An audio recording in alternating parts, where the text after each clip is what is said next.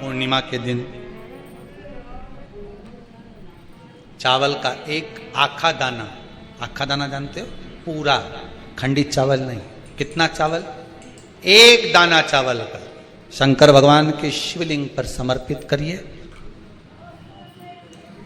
एक बेलपत्र जिसका डंडी का मुख अपनी ओर हो, जहां से चावल चढ़ाया है, उस चावल के ऊपर अपनी कामना कर कर रख दीजिए और चंद्रमौली भगवान का स्मरण करिए। कौन से भगवान? शंकर भगवान का सर्वश्रेष्ठ सुंदर नाम है चंद्रमौली। चंद्रमौली भगवान का स्मरण करिए, अपनी कामना कर कर बेलपत्र समर्पित कर कर शिव जी पर एक लोटा पानी, एक जल पात्र समर्पित करो, कलश से जल चढ़ा दीजिए, नैनों में वो जल लगाकर अपनी कामना कर कर वापिस घर को आइए। अगली शरत करी है, मेरा चंद्रमौली भोलेनाथ उसे पूर्ण कर ही देगा। शिव उपासना के लिए जितनी 12 महीने में पूर्णिमा पड़ती है, एक एक पूर्णिमा का व्याख्यान वर्णन करेंगे। आज तो उसको महत्व समझें कि पूर्णिमा का महत्व क्या है, हम उसका महत्व समझें कि शंकर और चंद्र का रिश्ता क्या है, संबंध क्या है। भगवान ने जितनी पूर्णिमा बनाई है, जितने नक्षत्र बनाए, जितनी घड़ी बनाई, जितना पल बनाया, जितना समय बनाया, ये शंकर भगवान ने जो बनाया ये गलत नहीं बनाया, श्रेष्ठता के लिए बनाया। महाराज, पूर्णिमा का जो चंद्र है वो विशाल का है और उस चंद्र की पूर्णता में हमारी अभिलाषाएं भी पूर्ण हो। आप आस्था चैनल के माध्यम से जितने लोग कथा सुन रहे हैं, फेसबुक यूट्यूब पर जितने कथा सुन रहे हैं और कुबेरेश्वर धाम में जितने कथा सुन रहे हैं, आप में से कितने लोग हैं जो पूर्णिमा का व्रत करते हैं? जो माताएं करती हो जरा हाथ उठाइए। पूर्णिमा का व्रत जो करते हो ना आप लोग, रखिए हाथ। अब पूर्णिमा के व्रत में आपने कई बार किताब पढ़ी होगी पूर्णिमा की, या आपने व्रत किया होगा, या पूर्णिमा का व्रत आप धारण करे होगे, तो उसमें पूजन कौन से भगवान की होती है? पूर्णिमा के व्रत में किस भगवान की पूजन होती है? तो कहा पूर्णिमा के व्रत में केले के खंभ लगाकर पूर्णिमा का जो अध्यापन होता है, पूर्णिमा की जो पूजन होती है, उस पूजन में शंकर और पार्वती की पूजन की जाती है, शिव और नारायण की पूजन करी जाती है, शंकर और पार्वती का स्मरण किया जाता है। किसकी पूजन होती है? शिव पार्वती। शंकर और पार्वती का पूजन क्यों करा जाता है पूर्णिमा के व्रत में? क्योंकि शिव और माता पार्वती ही केवल एक ऐसे हैं जिन्होंने अपूर्ण लक्ष्मी को भी पूर्ण बना दिया था। किसको पूर्ण बनाया है? लक्ष्मी।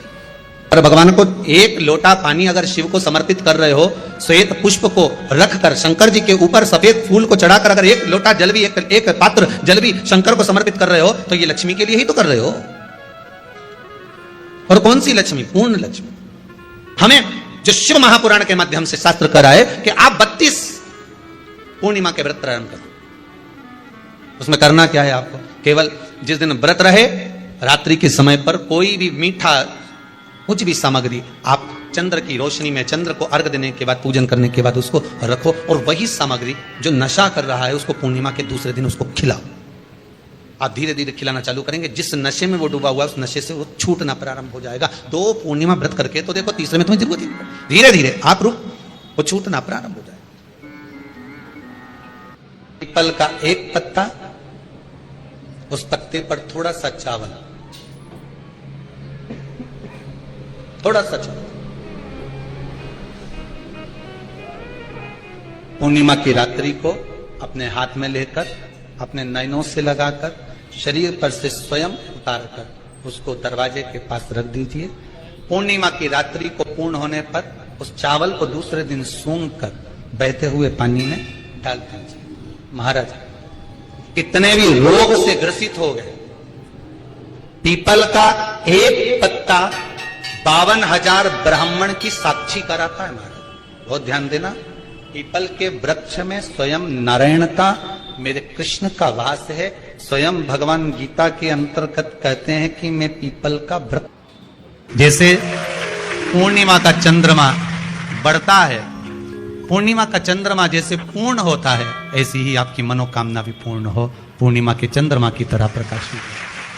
बाबा आपकी मनोकामना पूर्ण करे। पूर्णिमा शिव महापुराण की कथा जो जीवन का एक सुख प्रदान करने वाली है, एक आनंद देने वाली है। बहुत बड़ा रोग हो गया, छूटने को तैयार नहीं है, बड़े बड़े इलाज करवा लिए, बहुत दिखा लिया, बहुत सब दूर इलाज करवाया, सब दूर दिखाया, पर मिटने को तैयार नहीं है। तो फिर अबीर का प्रयोग, एक चावल का दाना, एक श्वेत पुष्प और अबीर भगवान शंकर को समर्पित कर धीरे धीरे धीरे धीरे शरीर का रोग अपने आप समाप्त होना प्रारंभ। मां की ओर लेकर जाओगे उतना ये मन शुद्ध होता चले जाएगा। नया मकान बनाया किसी ने? जिनने बनाया उधर हाथ ऊंचा करो तो जरा। बनाया आप लोगों ने मकान? तो मकान बनाए होंगे तो वो जो मकान बनाने वाला मिस्त्री होता है ना, वो कह देता है अब तुम्हारी बिल्डिंग 3 मंजिल की हो गई, ऊपर एक मटकी टांग दो। अरे बोला सही है कि गलत है? कौन सा कलर की टांगो है? काय के लिए टांगो? कि जो बिल्डिंग को देखेगा और बिल्डिंग देखने के बाद उसकी नजर उस मटकी पे चली गई, तो मटकी से जब उसकी नजर मिल गई तो जितनी नजर इसने बिल्डिंग में लगाई वो सारी नजर उसकी मटकी पे पड़ते ही उसी में वापस प्रवेश कर गई। मतलब नजर बिल्डिंग में आई। कहां टांगी मटकी? पीछे, राइट लेफ्ट, कहां टांगी? बिल्कुल आगे। कि जो बिल्डिंग को देखेगा, जो इस मकान को देखेगा, जो इस बिल्डिंग को देखेगा, जो नए मकान को देखेगा, और उसकी दृष्टि घूमते घूमते घूमते घूमते अगर मान लो वो घूमती हुई दृष्टि उस मटकी पर चली जाती है, तो हमारी बिल्डिंग पर नजर नहीं लगेगी। नहीं तो दुनिया के लोगों की नजर तो बड़ी विचित्र होती।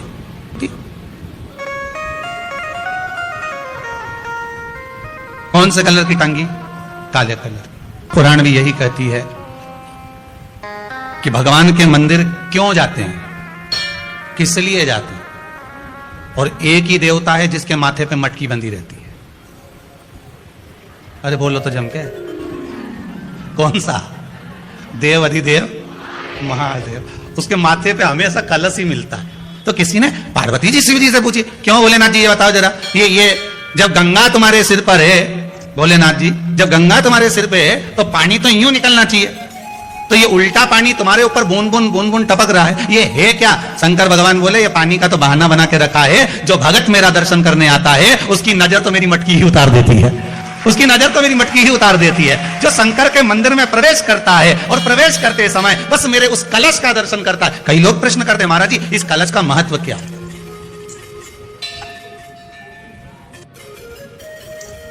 3 टेकी पे टिका रहता है, ब्रह्मा विष्णु महेश, उसके ऊपर कलश, उसमें एक छेद, उसमें से एक एक बूंद पानी नीचे गिरे, अर्थात ब्रह्मा विष्णु महेश एक एक बूंद पानी गिर रहा है, मतलब ये तीनों एक है।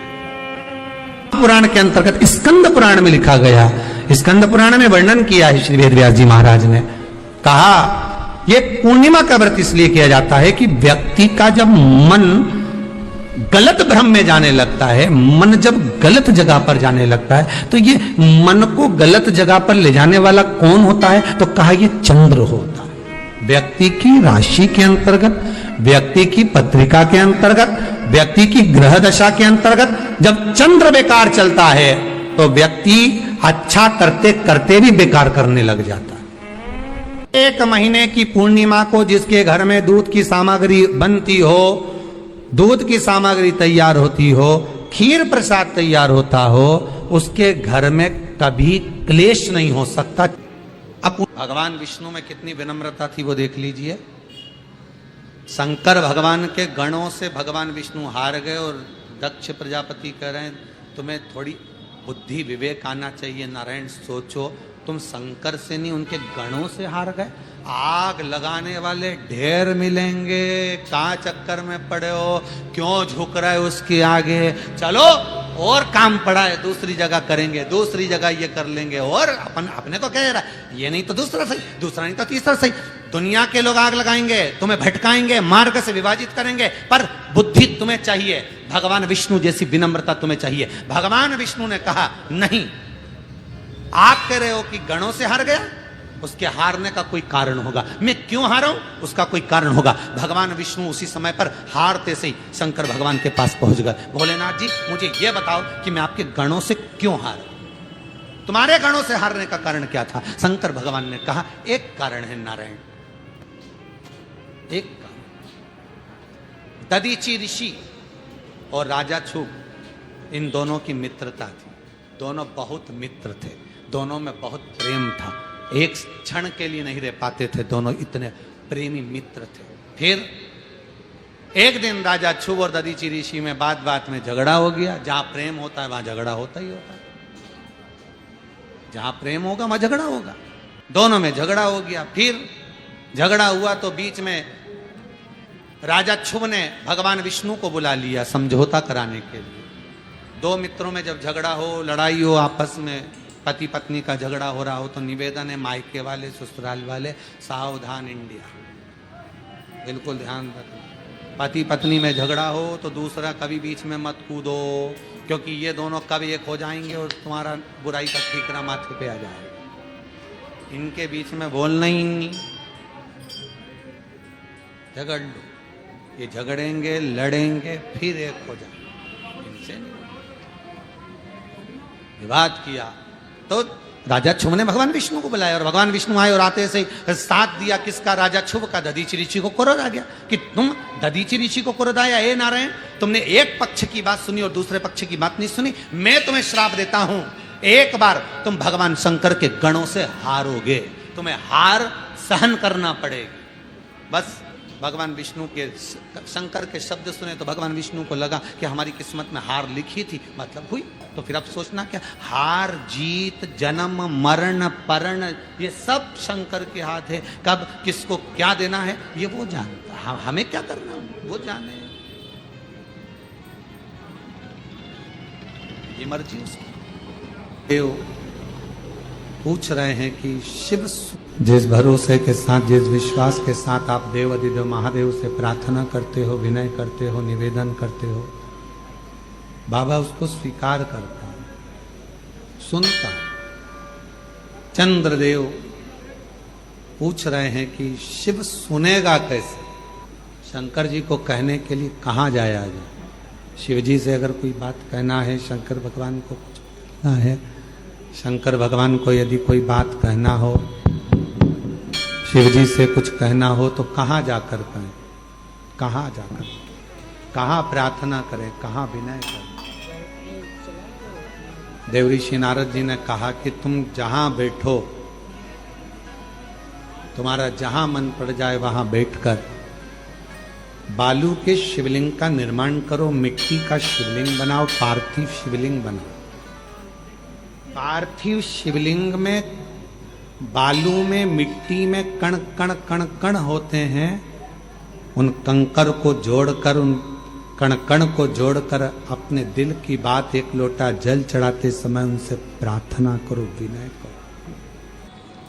लोगों ने कहा शिव रुद्र है, क्रोध है। ना ना ना ना, शंकर भगवान क्रोध के देवता है ना, ऐसा नहीं है। शंकर भगवान तो सत्यम शिवम सुंदरम, सत्य भी शिव है। शिवम का मतलब मालूम है? बोलो, जम के बोलो। शिवम का मतलब क्या होता है? शंकर नहीं, शिवम का मतलब है जिसमें पूरा ब्रह्मांड और पूरे 33 कोटि देवता और पूरे ब्रह्मा विष्णु इंद्र 64 योगनिया देवता सब उसी के अंदर समाये हुए हैं।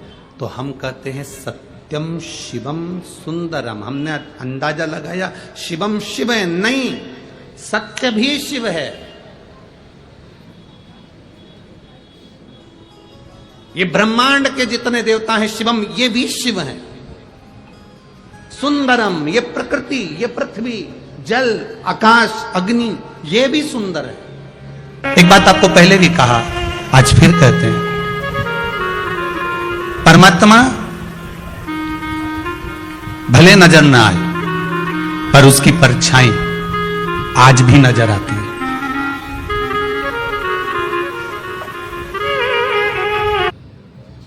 और हम तो भगवान से यही प्रार्थना करते हैं, चंद्रमा की रात्रि में जो मेरे शंकर के मस्तक पर चंद्र होता है, इसलिए कथा को 2 दिन की रात्रि को ली है कि चंद्रमा को जैसे आपने मस्तक पर धारण करा है, मेरे शंकर जो इस रात्रि की कथा को सुन रहे हैं उनको भी उन्नति की सीढ़ी पर आगे बढ़ा देना।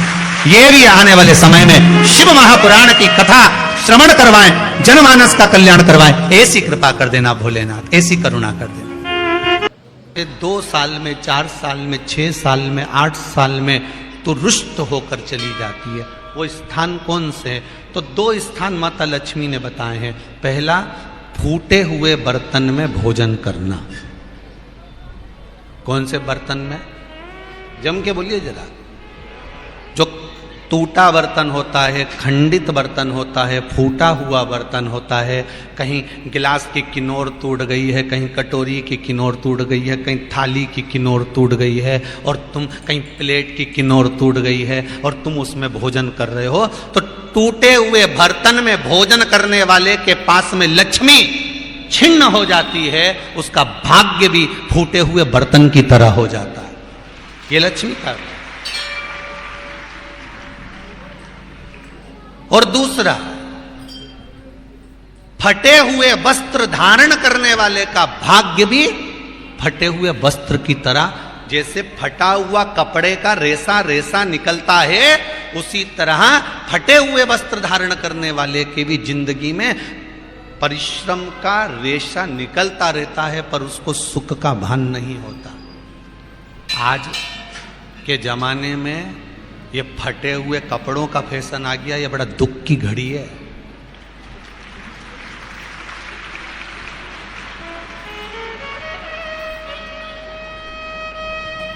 ये बड़ी दुख की घड़ी है महाराज, और लोग उसको फैशन समझ रहे हैं।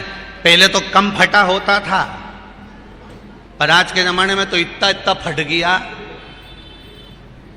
ऐसा लगता है कि दिवाली का बम चलाने गया था दीपावली पे और बम कपड़ों के बीच में से फट गया।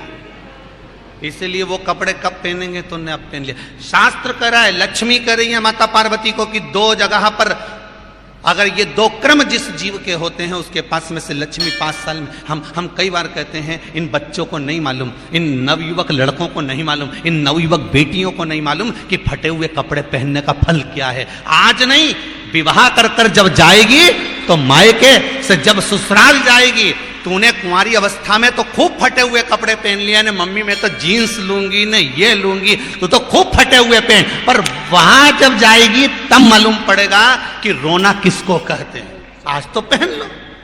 वो उसी में की बात है, कल वाली बात याद कर लो। अभी खाओगे तो कुछ दिन के बाद ब्लड बनेगा, और ब्लड बनेगा तब जाके ये शरीर में दौड़ेगा। आज की आज तुमने रोटी खाई तो क्या आज की आज ब्लड बन गया? जम के तो बोलो रे खरगोन वालों, नहीं बनाना। आज खाया है तो ब्लड 8 दिन में, 4 दिन में, 6 दिन में, 2 दिन में, 5 दिन में, 3 दिन में बनेगा। आज की आज ब्लड नहीं बनेगा। आज खाया तो 2 दिन में ब्लड तैयार होकर तुम्हारे शरीर में दौड़ेगा, शरीर में दौड़ेगा तो तुम्हारा शरीर भी चलेगा। उसी तरह तुमने अगर युवानी अवस्था में, कुंवारी अवस्था में ये फटे हुए कपड़े पहने हैं, तो जब तुम्हारी अवस्था बढ़ेगी ना, आज नहीं रोना पड़ रहा। आज के जमाने में तो फैशन है साहब, फैशन है तो आज पहन ले, बाद में रो ले। फटे हुए वस्त्र भी धारण नहीं कर। घर की बेटियां, घर के लोग ऐसे कपड़े पहने, ये श्रेष्ठता नहीं है महाराज। थोड़ा सुधार। कहा शरीर को भोगना था, फिर मनुष्य क्यों, ये जीव आत्मा क्यों भोग? क्योंकि जीवात्मा मरती नहीं। इसको जब भुगताया जाता है तो ये भोगती रहती है, तड़पती है, चिल्लाती है, अब नहीं करूंगी गलती, क्षमा कर दो मुझको। की आराधना चंद्रभागा नदी के तट पर करी है, बालू का शिवलिंग बनाकर, बालू रेत का शिवलिंग बना। बहुत ध्यान देना आप लोग, किसी भी नदी में स्नान करने जाओ, तीज त्योहार पर, अमावस्या, पूर्णिमा आदि जो भी उत्सव मनाने के लिए आप किसी नदी के घाट पर जाते हो, किसी तालाब के घाट पर जाते हो, किसी कुंड के, किसी सरोवर के घाट पर जाते हो, और यदि आप स्नान कर रहे हो किसी पवित्र नदी में, तो वहां की बालू रेत उठाकर शंकर भगवान के शिवलिंग बनाकर जो पूजन करता है, मात्र 5 बार उसी नदी का जल शंकर को समर्पित कर कर, भले दिया नहीं है, अगरबत्ती नहीं है, जल चढ़ाकर जो शिवलिंग को विसर्जन कर देता है, उसके पूर्वजों को पिंड की भी जरूरत नहीं पड़ती, वो तर जाता। उसके पूर्वजों को पिंड भाग की भी जरूरत नहीं पड़ती। उसके कि कुछ तिथियां भारत की भूमि पर ऐसी वर्णित है जिन तिथियों में भी गंगा का जल हम शिव को अगर एक बूंद भी समर्पित कर रहे हैं, गंगा का जल मात्र एक आधी चम्मच भी, आचमन जितना भी अगर हम शिव को समर्पित कर रहे हैं तो उसका सुख आनंदित है। जैसे पंचमी तिथि, नवमी तिथि, दशमी तिथि, एकादशी, प्रदोष, पूर्णिमा, अमावस्या, ये तिथियां हमारे यहाँ जो दी गई हैं, इन तिथियों में अगर हम गंगा का मात्र थोड़ा सा जल भी अगर जल के पात्र में डालकर गंगा जी का जल थोड़ा सा भी शिव के पास लेकर जा रहे हैं, तो ये एक भाव अपने भीतर होना चाहिए कि आप केवल गंगा का जल साधारण शिव मंदिर में समर्पित नहीं कर रहे हो। प्राण की उमा संहिता कहती है, जो भगवान शंकर को जल चढ़ाता है, जल चढ़ाते समय उसके जितने भी दोष हैं, चाहे पितृ दोष हो, चाहे आहुत दोष हो, चाहे वासुक दोष हो, चाहे कालसर्प दोष हो, जितने भी दोष होते हैं, वो सारे दोष अपने आप समाप्त होते चले जाते हैं। याद रखना, जो भगवान शंकर पर चढ़ा हुआ जल थोड़ा सा झेल कर लेकर आता है और अपने घर के दरवाजे पर छींटता है, दुनिया में किसी की सामर्थ्यता नहीं है कोई तुम्हारे ऊपर टोना कर दे या तुम्हारे को तकलीफ